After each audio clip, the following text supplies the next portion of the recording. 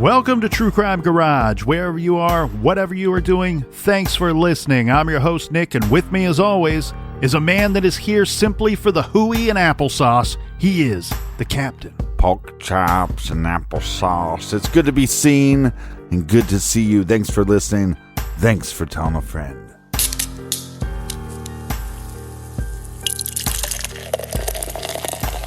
Oh, today we are featuring a great one, Lost Marbles by Jackie O's Brewery. I lost my marbles. I lost my marbles a long time ago. Funny thing, Captain, I've had a few of these, and I can't find them anywhere now. I've been looking and looking. Anyway, Lost Marbles is a juicy IPA with notes of lush pineapple and ripe papaya, and it's really incredibly good. The garage grade on this baby, 5 out of 5 bottle caps, and let's give some thanks and praise to some of our incredibly good friends here, Captain. First up, we have Katie in Bakersfield, California. And a big shout out to Crystal in Weberville, Michigan. Next up, I am handing out a title here, Captain, and I'm not handing this out without a lot of thought going into it. But my favorite listener award goes to Misty Mullins. Cheers to you, Misty. And a big nice jib to Lori in Richardson, Texas. And today I want to give a very special shout out from the bottom of my heart. A thank you for listening goes out to a longtime friend of the show, Kristen Baldwin. Everyone that we just mentioned went to truecrimegarage.com and helped us out with this week's beer fund. And for that, we thank you. And the question that you have to ask yourself this week, are you Team Captain or are you Team Nick? We have a ladies, tank tops, Team Captain and Team Nick. Pick your side. Don't pick your nose. Go to the store page.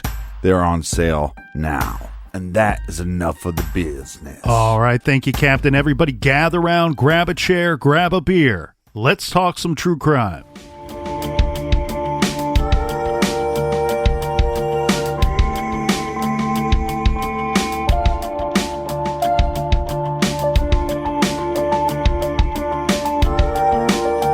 All right, let's get into it. This case has a lot of claims. I mean, we're not going to hear about Bigfoot. We're not going to hear about alien abduction, but there's going to be a lot of interesting claims in this case. The Heather Teague case was dormant for nearly 9 years, but in 2004, a detective from Medina, Ohio, this is Detective Scott Thomas, came up with an intriguing theory. He believed that it was possible that Heather had been abducted by somebody else. This was Henderson, Kentucky native Chris Below. This is all laid out in an expose in the Akron Beacon Journal that ran in early February of 2005. Detective Thomas was assigned to the Ohio cold case of missing woman Catherine Fetzer. Catherine vanished in November of 1991 after leaving a note for her husband that she was going to the mall. But she was actually having an affair. This is with a married man, the man that we just mentioned, Chris Below. The two met where all great love stories start, at the Plasti Coat Factory. This is where the two worked. They were seeing each other on the sly for months. When Catherine vanished, the affair came to light, and Chris denied any involvement in her disappearance and was not cooperating with the investigation. Medina detective David Shows spent 11 years trying to pin her death on Chris. He determined that Chris purchased a handgun at a Medina gun show 17 days before Catherine vanished. Then, Chris sold the gun at a pawn shop after the detective questioned him about Catherine. Then, in early 1992, Chris's third ex-wife told police that on the day Catherine vanished, Chris met a friend at the couple's apartment, and this friend helped him move a vehicle that was the same model as the missing woman's. The friend, Richard Lawrence, told police that Chris drove his Jeep over to Lawrence's house and asked him to help him move a car later that day. Lawrence followed Chris driving a blue Ford Tempo to southern Medina County, where Below left the car near some railroad tracks. This was the same make and model and color of the car that Catherine, the missing woman, was driving. Right. Lawrence observed that Chris sat in the car for a few minutes and appeared to be wiping down the steering wheel and door before he got out of the vehicle. Lawrence also noticed a blue tarp that Chris used to cover his motorcycle was in the back of the Jeep. This, he says, was unusual because Chris never left his motorcycle uncovered. Lawrence also knew that Chris was having the affair, but he didn't know with whom. He later heard that a missing woman named Catherine Fetzer's car had been found right where he had seen Chris park the vehicle. Mm-hmm. So soon after this event, Captain, Chris drove the Jeep back to Kentucky where he was from. Neither the white Jeep nor the blue tarp has ever been seen again or ever located when looking into this new suspect, Chris, below. The Ohio detectives came to believe that Chris might have dumped the Jeep in the Ohio River on the Kentucky side in a deep spot. This is a real thing that stood out for me in this case. They believe that he dumped the Jeep in the Ohio River on the Kentucky side in a deep spot where locals often disposed of vehicles which would then get swept away by the river. So if you know of this spot, if this spot actually exists and it does exactly what we just said, and you're a very dangerous person that needs to hide, conceal, discard, get rid of evidence, well, you got your spot. And that's a scary thing when we have people with basically with what our allegations are against this guy. Well, I'm not so sure that this river can take away the car. I'm not a scientist, so I don't know how that would work. But what it does do is once it's emerged in that water, especially for a long period of time, and might take law enforcement a long period of time to find that vehicle, now any evidence that's in that vehicle is probably going to be washed away. Well, and this spot just so happens to be less than a mile from where Heather Teague was abducted in 1995. So we have these detectives that are convinced that Chris murdered Catherine Fetzer in 1991. They resorted to mailing letters to Chris, pretending to be a relative of the missing woman, of Catherine's, pleading for information about her. Chris ignored them. He did time in an Ohio prison after serving time for stealing money from a little league team in Holmes County, and then moved back to Henderson, Kentucky, where he was from, this in August of 1994. I mean, think about this. This guy's a real piece of shit. I mean, 3 wives. Every time that we have a real piece of shit, it's always, they got 3 wives. It's like they might be pieces of shit, but they're good con men. And then this asshole, or they're really bad at choosing wives. Yeah. No. But then this asshole steals money from a little league team. Yeah, that's pretty low down. That's pretty low down. Yeah, that's bad news bears. But the thing here, Captain, is not only do these detectives believe that he is responsible for the disappearance of Catherine Fetzer, but they also believe that he might have killed other women as well. Yeah, a serial killer. Evansville, Indiana police picked Chris up in November of 2003, and they went to an apartment where he was living with a woman and her 5 kids, and arrested him on accusations that he had molested his niece. Detective Thomas took this opportunity to interview Chris. He confronted Chris with Catherine's missing persons case and questioned him for 4 hours. By the end, Chris confessed that he shot Catherine in his apartment in Medina, Ohio. Detective Scott tried to get to the bottom of where he hid the body. Right.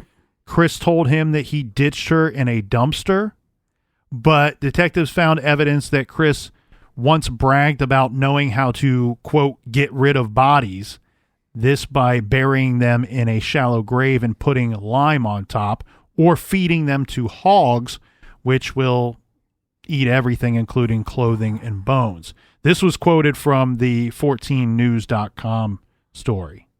I guess after this confession, Captain, Chris was extradited to Ohio. His attorney struck a deal with prosecutors who, without the body, they don't have this Catherine's body. Right. So they were kind of backed into a corner here and felt that they had to take what they could get.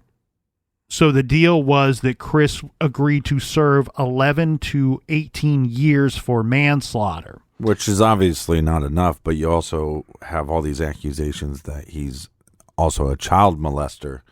So at some point you got to get this animal off the streets so he can't hurt anybody else. He was 39 years old at the time, and he started serving his sentence in the fall of 2004. So anybody out there looking for a future ex-husband would be happy to know he should be released in 2021. No. The answer is no. So who is this guy? You want to look into this guy for a little bit? A piece of shit is what he is. Right. I second that. Chris Below was a real wild one, and not in a good way. Born and raised in Kentucky and the product of an unhappy marriage. And even though he chased a lot of women, it looks like he had a real disdain for them. Mm-hmm. He had a tattoo on his chest depicting a horned woman, which he described to investigators as showing women as, quote, blood-sucking whores, end quote. And despite being a real asshole, Chris was married 5 times that we know of. Oh, my God. And was engaged when he was finally busted. So 5 times that we know of sounds like he was working on number 6. So what does all of this have to do with our case, with the missing person case of Heather Teague? Well, they already proved that he knew the area. Well, that's right. He grew up in the area. Mm-hmm. And in November of 2004, Kentucky State Police confirmed that Chris was under investigation as a person of interest in the disappearance of Heather Teague. Mm-hmm. After the Ohio detectives started looking into unsolved cases of missing women in Indiana and Kentucky, places that they knew that Chris lived. Well, a question for you. Do we have any drug history with this Chris guy? I don't know. I can't say for certain that we have anything on the books. My suspicions are that yes, that we would, because we have some on again, off again use with Heather. Right. So I'm just wondering if that could be the connection there. Yeah, I think there could be all kinds of possibilities when we talk about this guy. So let's get into a little bit about what the detectives discovered in regards to Chris and their suspicions of him. They knew that Chris was living in the Henderson, Kentucky area in August of 1995 when Heather was abducted. On the day that Marty Dill killed himself, Chris abruptly moved to Georgia. This is all very strange. He's living in the area when she was abducted, mm-hmm. and on the day that Marty Dill killed himself, he gets up and he takes it to Georgia. Mm-hmm. Chris and Heather Teague apparently had some acquaintances in common. So there's a chance they may have known each other. Right. But what we do have here is at least saying that, hey, people that they knew each other. Heather made a call from a payphone outside of a bar near Henderson. This is the night before she vanished. This bar was frequented by both Chris Below and Marty Dill. Right, so it doesn't have to be one or the other. It could be both. There you go. That's where my mind goes. Yeah, because, I mean, that suicide, like I said, doesn't make a lot of sense. I mean, yes, you don't want to go back to jail, but it's essentially a drug charge. But if you have a murder charge, now you're facing a whole different kind of sentence. Those are what I think are the most damning thoughts about what could connect him to this case. We do have one more statement, and this is from the Akron Beacon Journal, where they have people that are saying that Chris hung out at the beach where Heather was last seen. He was known by these people, according to their claims, to drink and do drugs there. I do want to point out, we also covered that article that says 500 to 600 people may have been at that somewhere along that beach that day. Mm-hmm. So it seems to me like most of the people in the area went to that beach. So that whole thing I don't think is such a big deal. I find the bar thing really interesting, though. Yeah, here's what's fascinating, though. This woman, Heather was a pretty lady. She catches your eye. You, at some point, see her leave. You now know her vehicle. As you're driving around maybe that beach area, you spot her vehicle. And like we said, she wasn't in the major populated spot of the beach. She was kind of secluded. So is it possible that these two individuals were hanging out and saw her vehicle parked and said, hey, remember that girl from last night? And maybe there was conversations that they had with that girl, with Heather, that night. And here's another thing in regards to Chris's appearance, the physical traits of Chris. We're going to quote here from the Akron Beacon Journal just because they really summed it up very succinctly. And they stated, quote, outwardly, he would alternate between an attractive, confident man sporting a cowboy hat for a photo that he passed out to women that he was intrigued by, that he wanted to talk to.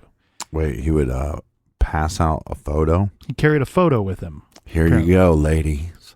Eat your heart out. Well, I think what they're trying to point out here, Captain, is that sometimes this man had the ability to appear to be clean cut. Right. While other times he appeared to be strung out looking, a mountain man with unkempt hair and a scraggly beard. Bushy hair and the beard, yeah. There was one thing, though, that Chris could not hide, whether it be under a cowboy hat or, when he did have that clean-cut look. He could not hide a peculiar genetic quirk that gave him kind of a distinct look.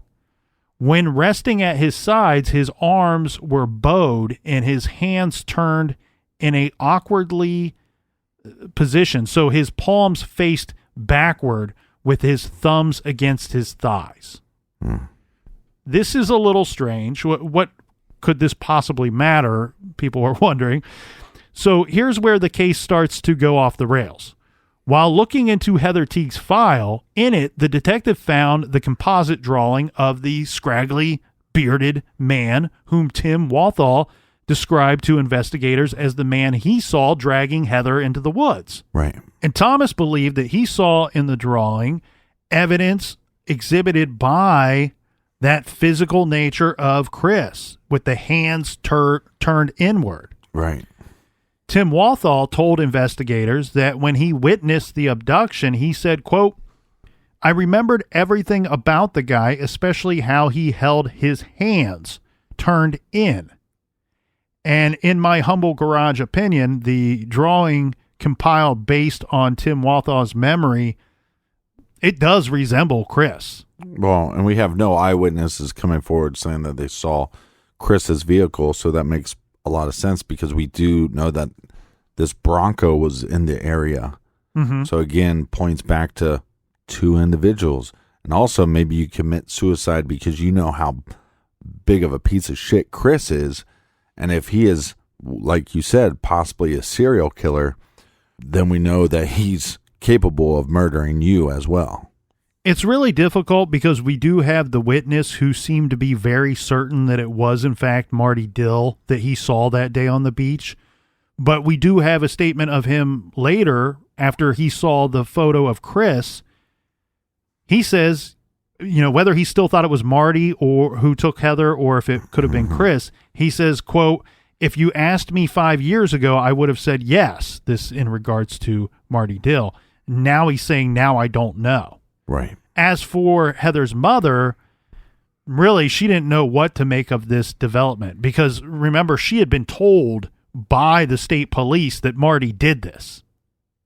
So let's talk about this composite sketch that police used to lead them to Marty Dill. First of all, it's pretty detailed. I mean, considering that the witness was half a mile away and looking through a telescope. Right. It seems a little dubious that Tim Walthall would have observed such a small detail as to the way that the suspect's hands lie against his thighs. Mm-hmm. I find that look, Tim Walthall has come under quite a bit of attack, and a lot of it, Sarah Teague is not going to love hearing me say this. I don't agree with most of it.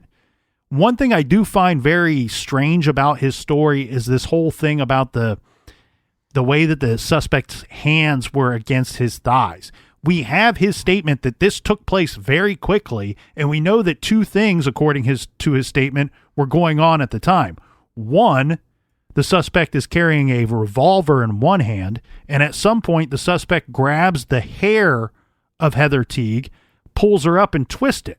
Mm-hmm. So this whole thing takes place in a very short window of time, and for a good deal of that, both hands are occupied. Both hands are doing something where they would not be resting naturally at their sides or unnaturally at their sides. Right.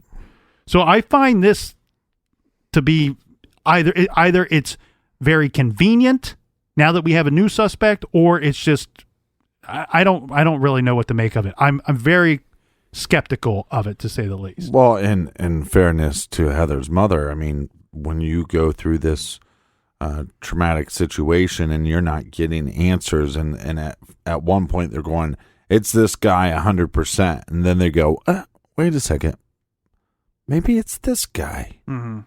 And then you have the possibility, like we already said, could be both guys. And then you find out that the eyewitness has some relationships possibly with law enforcement. And then you start questioning, like we said before, all records point that this eyewitness didn't call 911, that he ended up calling the sheriff's department or the police department in that area, mm-hmm. which is not crazy. But if I see something that I think possibly could be violence, especially against a female, call 911 immediately, but we have a gap in time.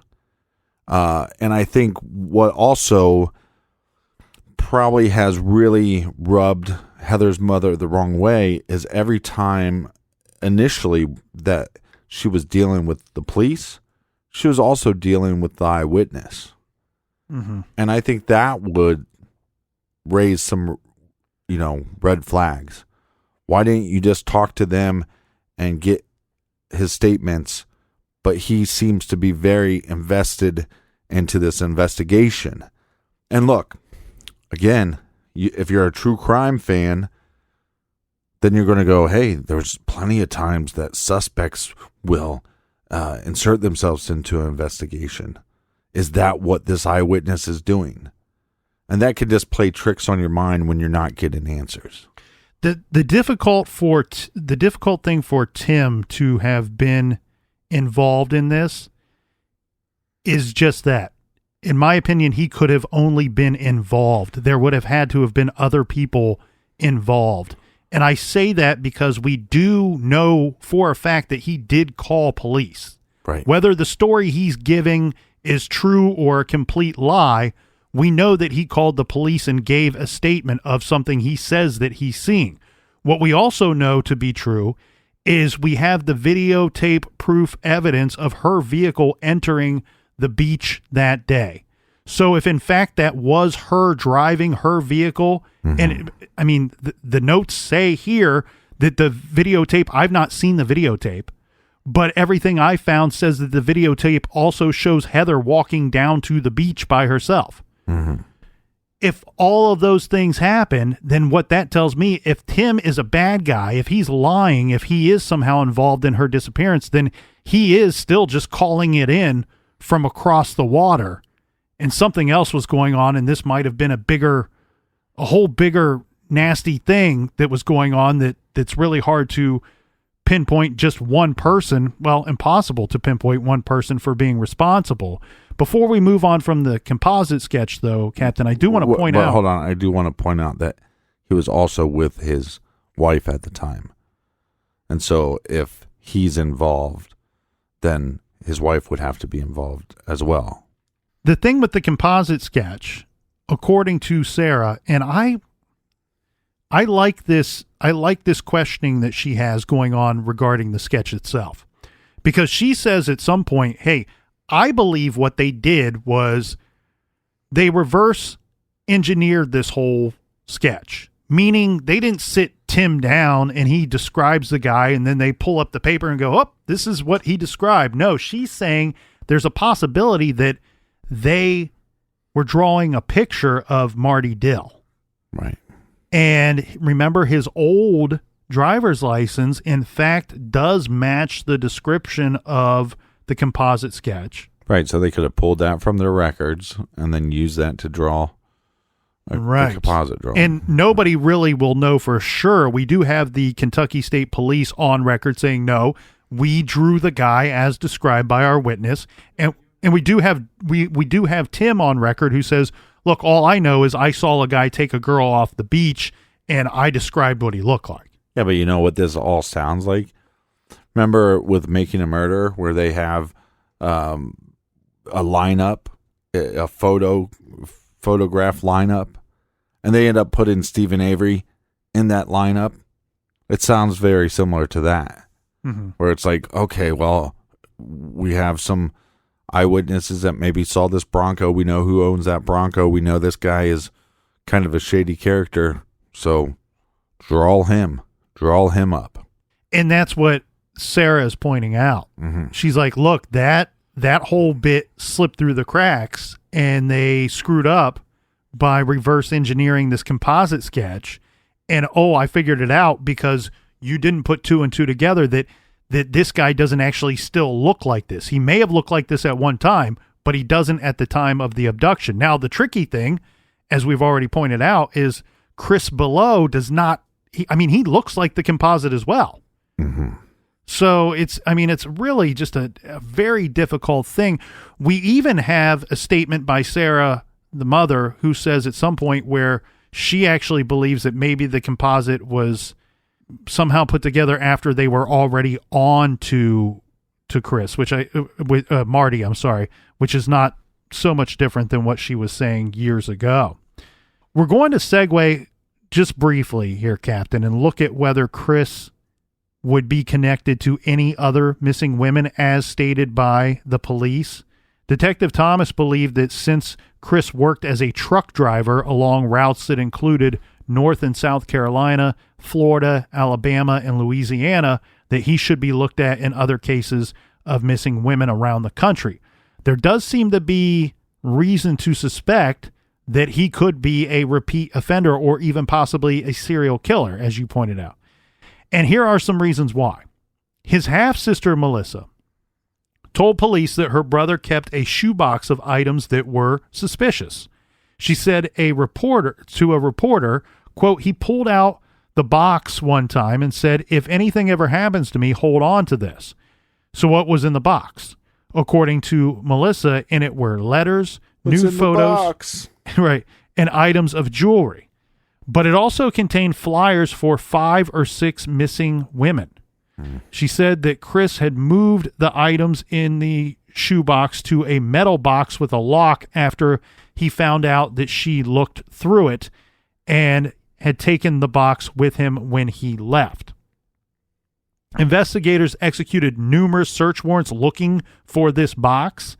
In December of 2004, multiple agencies joined in the search for this box when they searched Chris's fiance's home.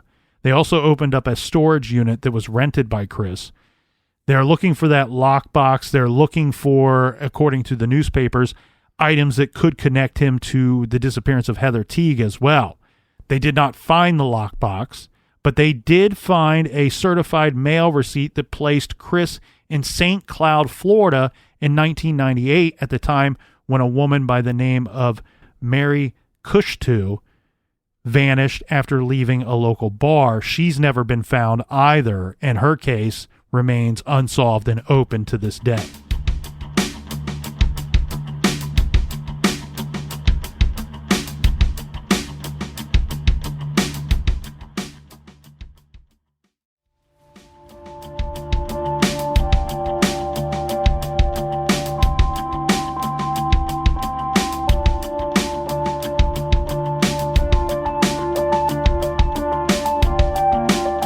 All right. Cheers, mates. Cheers, Captain. We are going to look. We could spend a whole episode or two just on this Christopher character. Mm-hmm. If anybody wants to look him up, it's Christopher J. Below, or Belo, or Bello, however you want to pronounce it, but it's spelled Below. Look him up. He's suspected in a lot of different cases. Some of them seem to be a bit of a leap, and others seem to have quite a bit more weight to him, but he's an interesting one to consider. We won't totally move off of him, though, because I want to touch on this real quick in regards to the case that we're talking about. This is from a November 2004 article that ran in 14news.com, actually a series of articles about Chris being considered a person of interest, and it contains a new theory, one that you were dancing around earlier. And this states that in the article, it reveals some information about the videos that we talked about earlier, where we have the farmers who were setting up a surveillance, so to speak, of the area of the day in question. And the article states regarding this video that the investigators believe that the suspect, that Marty Dill, is behind the wheel of his Bronco. Remember, the video captured her car, her walking to the beach, and the Bronco. Right. And they also say that the video captured possibly Dill behind the wheel of the Bronco, with maybe Heather being in the bed of the truck. And investigators say it appears that Heather's car may have been ransacked, and the person who was doing it was probably not, is hiding from the camera. I'm guessing that the camera would have been obvious to people in the area. Mm-hmm. Most likely to the right of the car where the corn stalks have been crushed down. The investigators speculate that Marty Dill, drove the Bronco while someone else assaulted Heather in the back of the vehicle, and they believe that someone could be Chris Below. Intriguing, right? We have two suspects that both look good for this abduction separately, but also together as well. Well, and we have a questionable eyewitness. Questionable as far as the family is questioning his involvement. Well, I think this is where we warn everybody to hang on, because this case will get even stranger as we go, because there is an entirely different set of circumstances to consider, and this will take us down a whole other path to the possible truth. Yeah, some rabbit holes. Sarah Teague says that the FBI, which were involved in Heather's case, came to her in 2005 and stated that agents discovered evidence that sat in the evidence room at the Kentucky State Police and was never tested. The state police had screwed up the investigation. The agency recommended that Sarah pursue the case at the federal level. She should have Heather legally declared dead. If she did so, it would allow the FBI to provide her with their documentation about the case pursuant to FOIA request. Let's ponder this just for a second, right? Evidence in the custody of the state police sat collecting dust rather than being tested all of this time. Yeah. In the face of the same agency telling the family that Marty Dill killed their daughter and then killed himself. That's the problem, though, is sometimes with these cases, you have law enforcement going, hey, we think this is the guy. We just can't prove it. Okay, now we have to move on to other cases. But this whole time you had some evidence that was sitting there, and you believe you've identified the victim. You believe you've identified the perp. Let's test some evidence, right? Yes. And see if we can close the case. Oh, I agree with you. So after doing as instructed, after having her declared dead, Sarah got her hands on the FBI files, which were, of course, heavily redacted. Now, we have only Sarah's word for what these files contained. Mm-hmm. They have not been made public, although the findheatherteague.com webpage has some brief excerpts. So all of this information is according to Sarah. Now, this is some of what she said she has uncovered.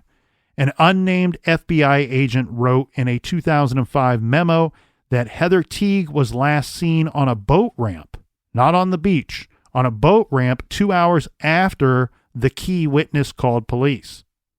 FBI documents indicate more than one person may have been involved in Heather's disappearance. Sarah believes that Heather may have been going into the witness protection program based on some of the documents stating, quote, WP program on them. One of the documents, excerpted for public view on Sarah's site, written by an FBI agent in 2005, includes the statement, presently, attention is primarily being focused on the strong possibility of drug/prostitution, strip club, public corruption linked to Heather Teague's abduction. Investigation continues. A 2007 FBI synopsis mentioned that something, redacted in the memo, was being kept a secret by the Kentucky State Police. At the present time, no family member attorney is aware of the same. The records don't explain why the FBI started looking into Heather's disappearance. Sarah said an FBI agent told her it was because the case was potentially connected to another case in which the agency had interest. The FBI documents on her site are very heavily redacted and almost impossible to make heads or tails of. One mentions a source has heard that certain public officials in Henderson strongly enforce meth violations in an effort to promote and protect their cocaine business. It also mentions Uncle Sam's strip club. Another says that there was a club Wait, hold on. You're going over this too fast for me. Uncle Sam's strip club, meaning that the government has a strip club? No. That there's an actual strip club called Uncle Sam's. There's a strip club called Uncle Sam's Strip Club. Okay. The reason why I'm going over this very fast is we're talking about documents where damn near everything has been blacked out on them. So all you're getting is little bits and pieces. And so we don't know what their relationship is, if anything. That's the key thing there. If anything is to this case. But these are the things that they chose not to redact. And if in fact this did come from the FBI, as Sarah says it did, then this is the breadcrumbs that we have. Yeah, I mean, there's a lot of, it seems like there's a possibility because we know that Heather had some drug use, that maybe there's some possibilities that she was working with law enforcement, possibly to set up a sting for people. That's one theory. And then, and go with me on this, but the idea is that there was a sting that day. It didn't go well. She was taken captive. And the reason why some of this stuff hasn't been tested or we don't have answers from law enforcement is because since they were working with Heather, that they have to cover up that they made a mistake and they weren't able to protect her. That's one of the claims that are out there. Right. And the way that that theory kind of goes and plays to the people that we've already mentioned in this whole mess is the possibility of our witness actually being in the drug trade himself, who is phoning in a phony abduction that may involve the two suspects that we've already mentioned, one or both of them. Right. We know that we have a dead man, Marty Dill, who was running some kind of growing, selling marijuana operation. And that maybe somehow a lot of these people were in cahoots together and he's phoning in something, kind of a staged abduction that's meant to look like something else when really they're just trying to shut up this young woman who is looking to put a lot of people behind bars. Right.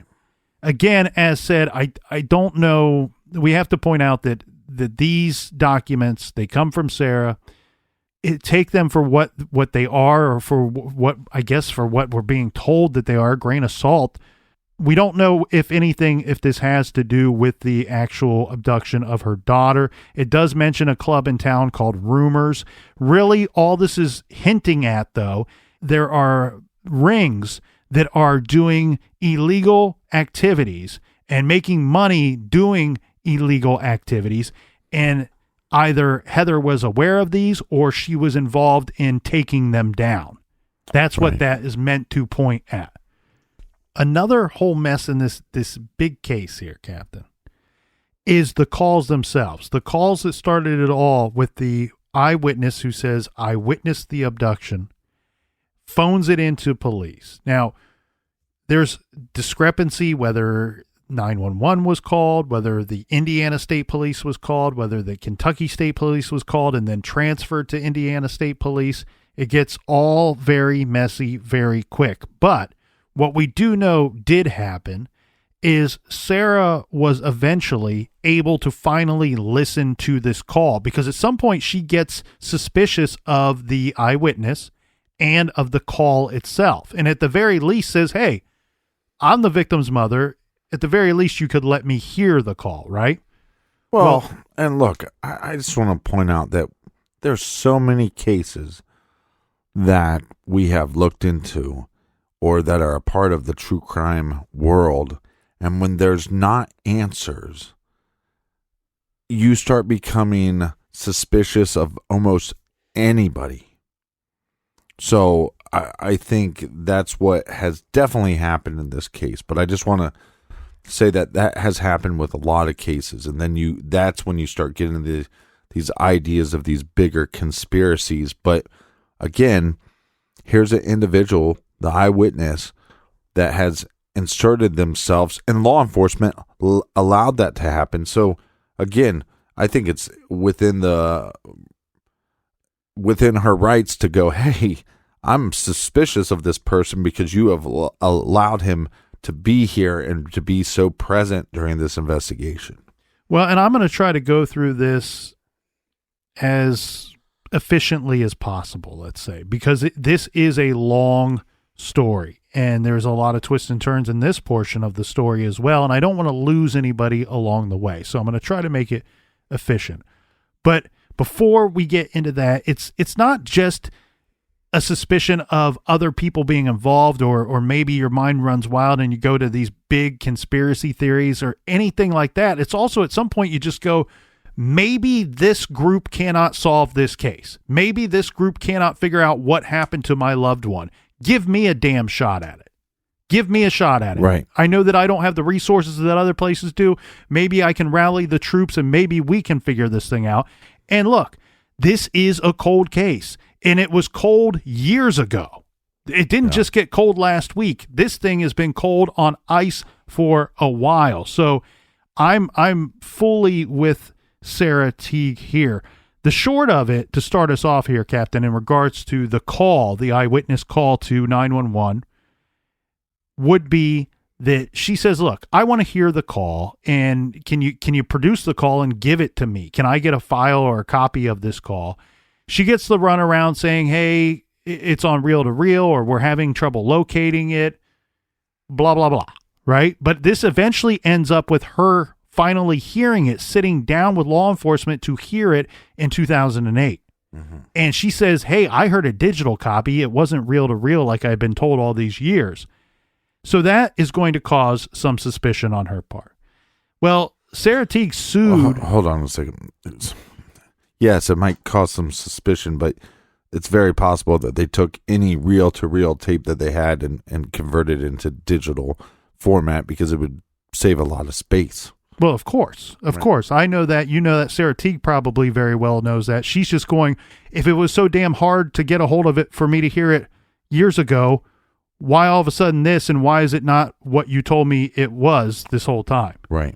So she sues the state police in 2016, this for denying her open records request relating to that call itself. Mm-hmm. This motivated by what her attorney says was a discrepancy in the call itself, meaning the details that are given during that call, there's a discrepancy between what they heard when they listened to it in 2008 and then when they heard it again in 2016, when they got permission to hear the call again. It was played for them by a state police detective that was assigned to the case.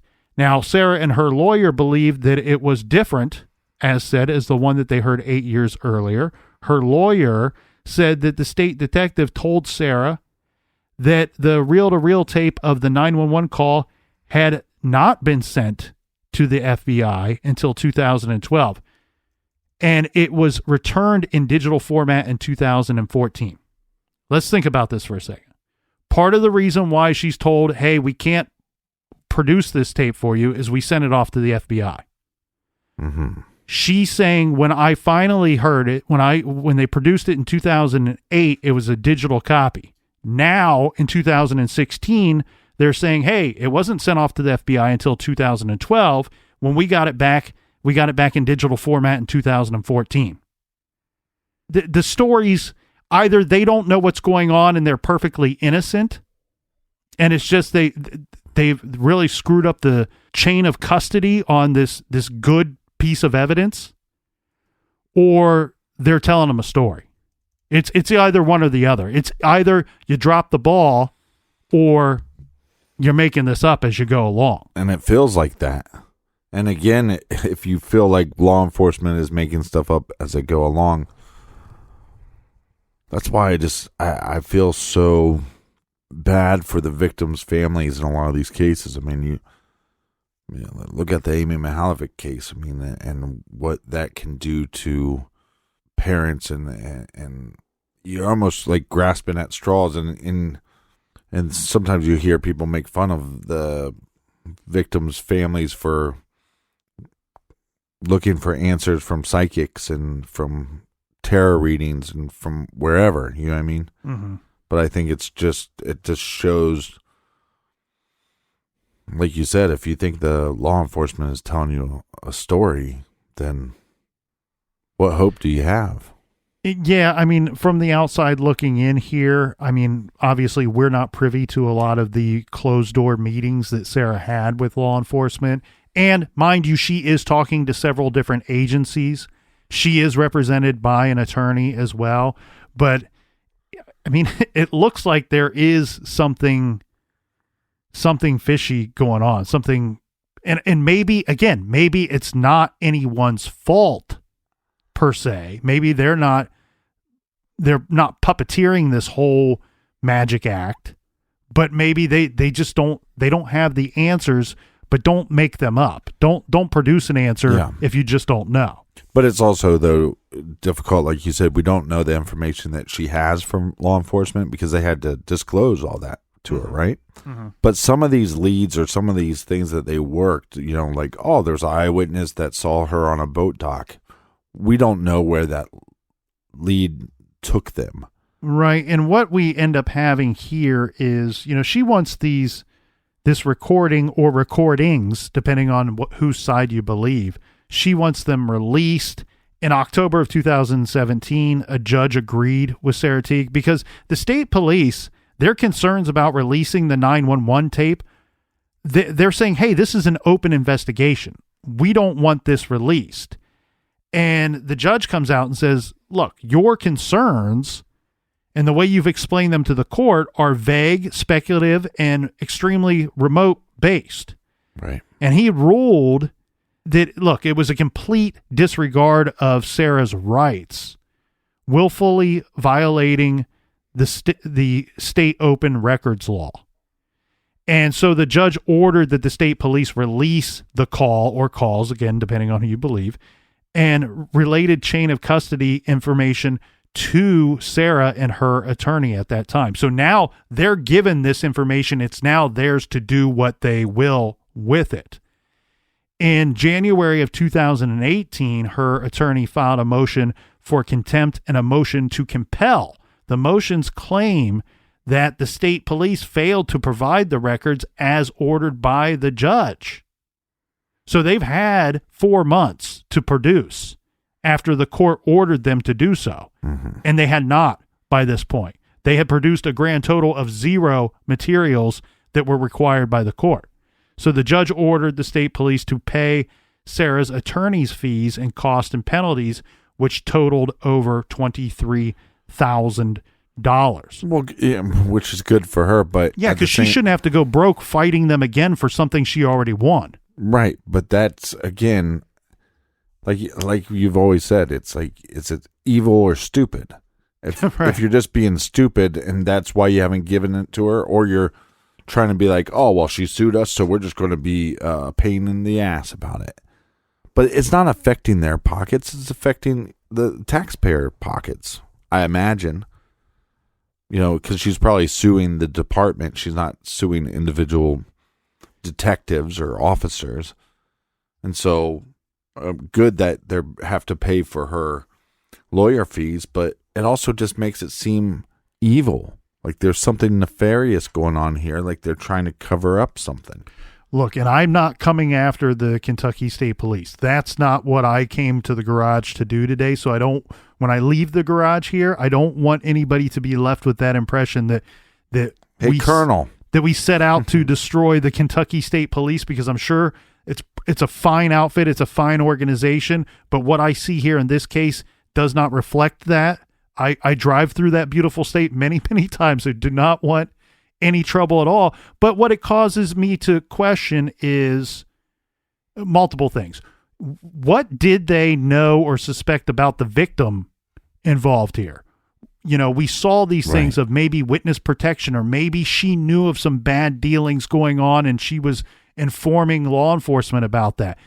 But that makes you take it a step further. Then we have outside agencies involved. We know the FBI was involved because they gave redacted files to Sarah. This is per Sarah's statement to the public. Right.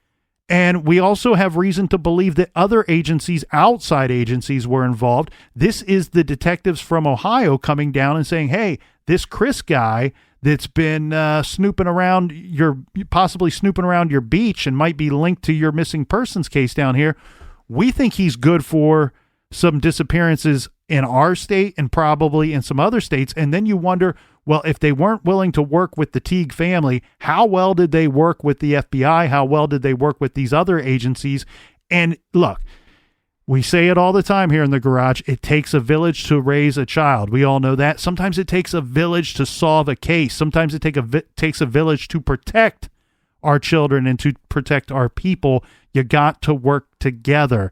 And I question if they did that. And if they did, how much effort did they put into working with these others? Well, and sometimes you can raise a child with a pack of wolves. But look, this department needs to get their shit together. This is a victim that, again, you dropped the ball, so stop continuing to drop the ball. And it makes, again, stupid or evil. It starts making you question, though, even though I don't think there's any evidence that this eyewitness is a bad dude or that he has this horrible criminal record. But if he is somehow tied in with law enforcement, then are they protecting him in some kind of manner? It makes it very questionable. And, yeah. So, well, and the other thing, though, too, is, we have a situation where whatever happened to Heather, she was 23 years old on that day when she vanished, when she went missing. Today, she would be, 48 years old. We're coming up on 25 years on this case. So we're talking about currently a whole new generation of officers in that state police outfit.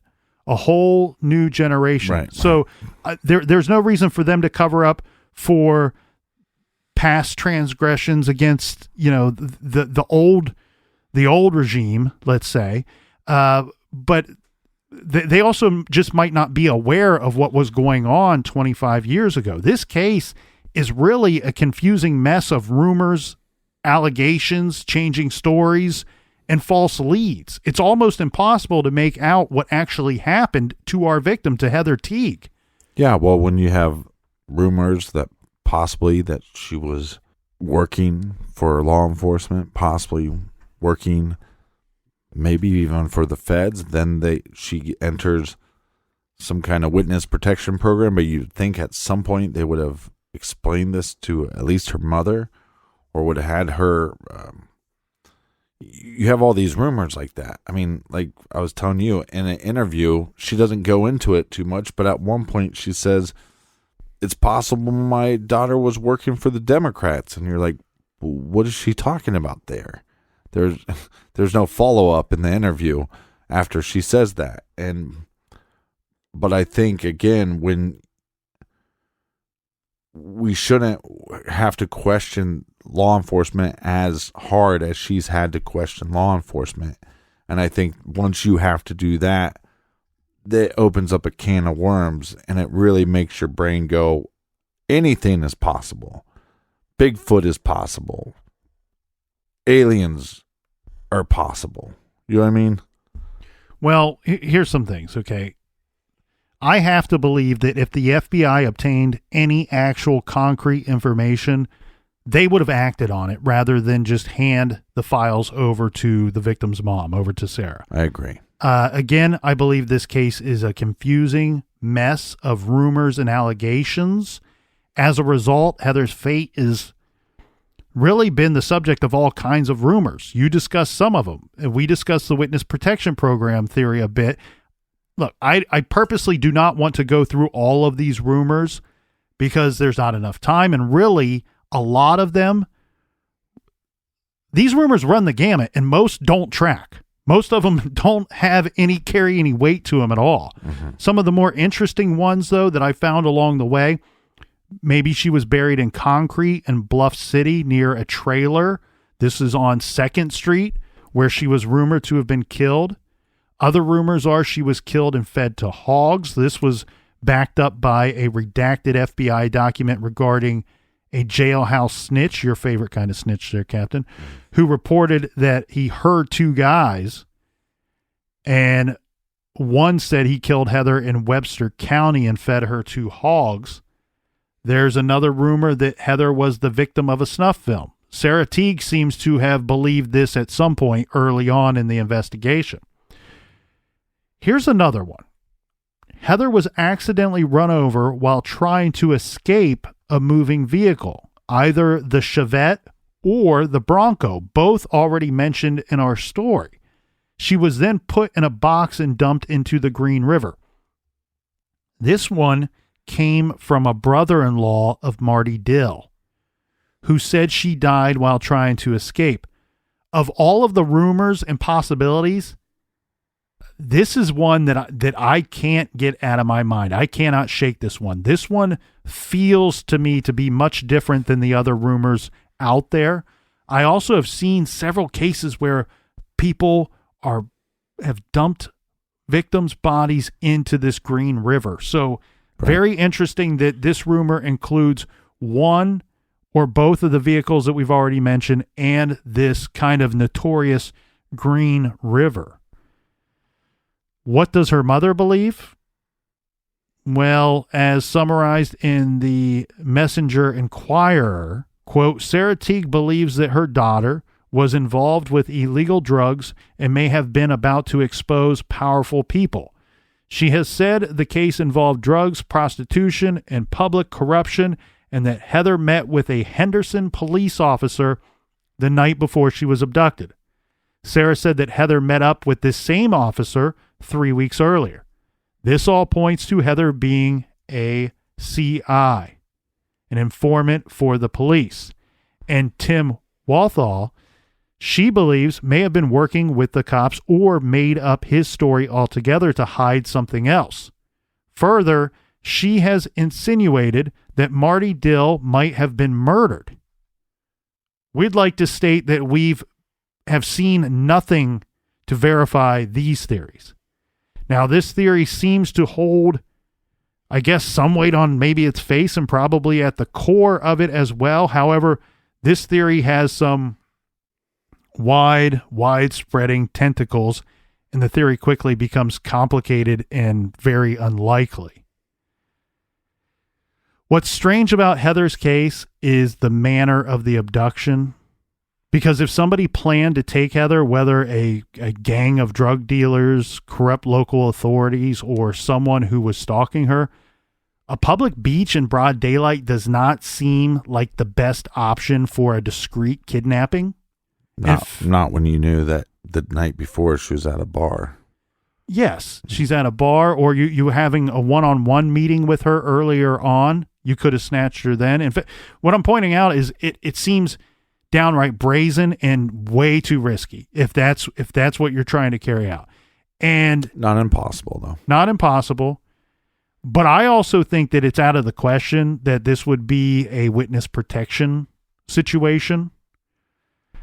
Yeah, too much money spent.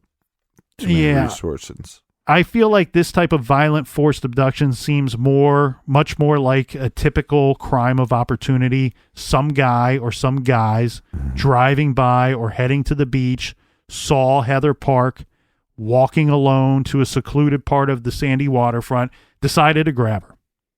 Whether it was Dill, whether it was Chris, whether it was both. I mean, really, it's anyone's guess at this point. I have to think that the big fork in the road in this case is very simple. It lies with the witness reporting the abduction.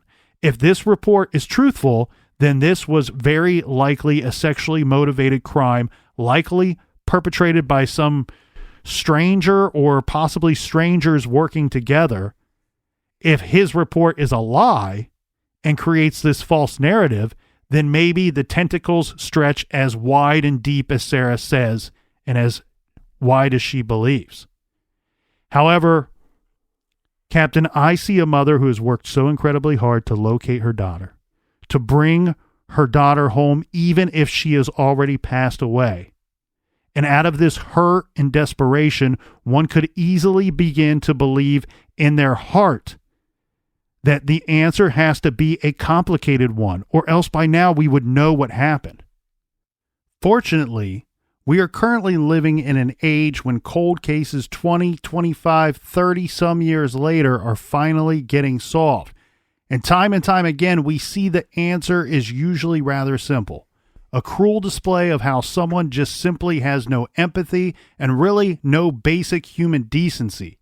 The attacker is often some violent deviant, and because he has no heart, puts his selfish, disgusting wants ahead of someone else's beautiful life. I pray that Sarah gets the answers that she and her family so very much deserve after all of this time and heartache.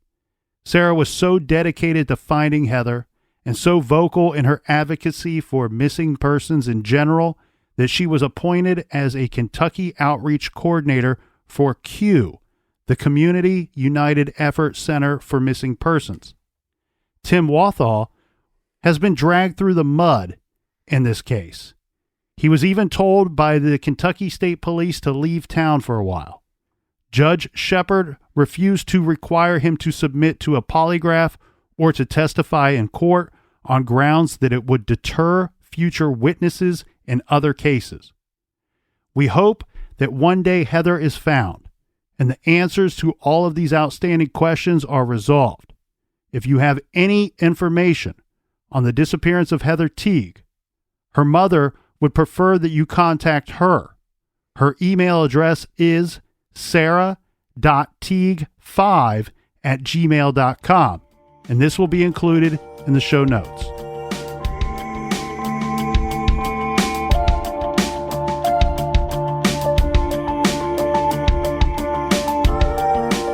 We would like to hear your thoughts on the blog. Check that out at truecrimegarage.com.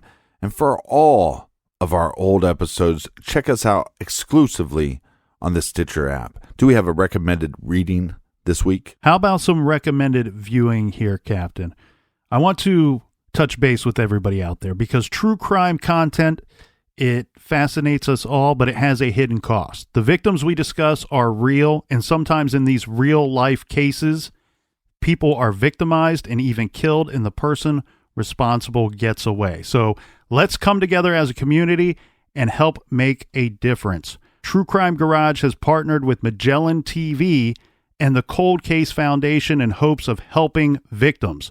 During the remainder of July, for every person that signs up for a free trial with Magellan TV, a $10 donation will be made to the Cold Case Foundation. So I'm asking everyone out there in the Garage Army to go to MagellanTV.com/cold-case and sign up today. You'll get a free streaming TV trial, and your effort goes to a great cause. That link will be posted in today's show notes. So thanks to everybody out there for listening. Thanks to everybody out there for helping out. Until next time, be good, be kind, and don't live.